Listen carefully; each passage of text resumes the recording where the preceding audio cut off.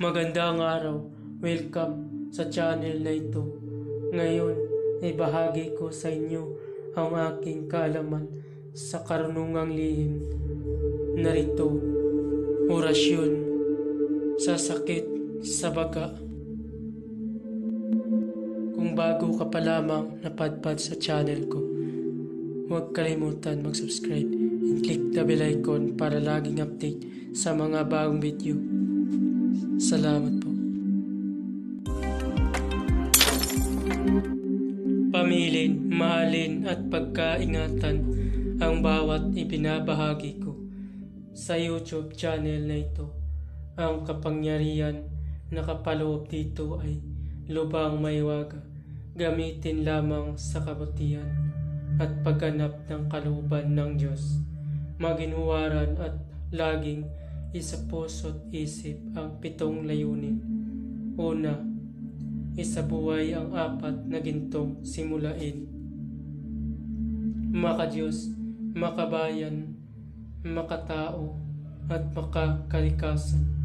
Pangalawa, isagawa ang pag-ibig sa Diyos, pananampalataya at pag-asa sa pamamagitan ng tiyaga.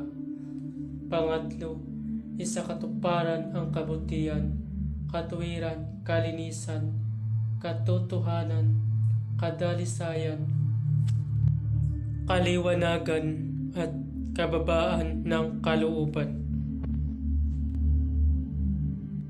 Pangapat, ipagpalaganap ang pagkakaisa, pagmamahalan, pagtulong sa kapwa, pagmimisyon, paglilinis ng sarili at pagbabago na paunlad.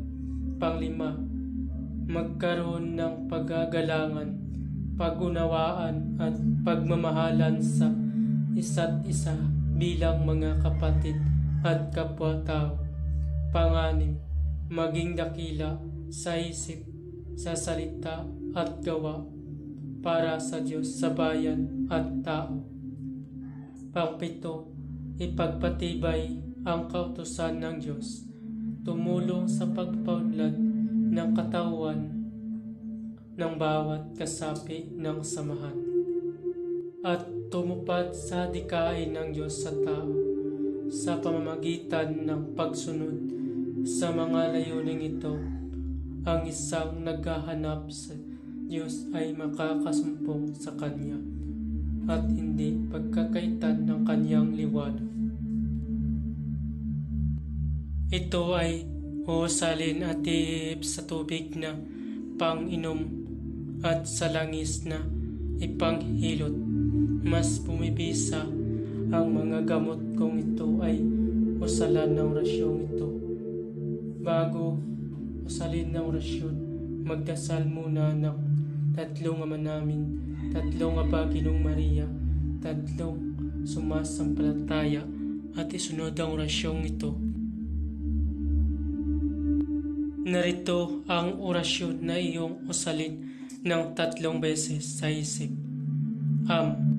Mabukam, Exarak, Omale, Espiritu, Dios, Pater. Mabukam, Exarak, Omale, Espiritu, Dios, Pater. Usalin yan ng 3 beses at iihip sa tubig na ipainom o sa langis na panghilot. Babala, ang lahat ng orasyon na aking ibinabahagi ay lubang makapangyarihan. Gamitin lamang sa mabuti. Kung sino man ang gumamit sa masama ay mayroong bad karma. Maaari maghirap habang buhay hanggang kamatayan. Bago matapos ang video ito, huwag kalimutan pindutin ang subscribe button and click the bell icon para laging update sa mga bagong video na ina-upload ko.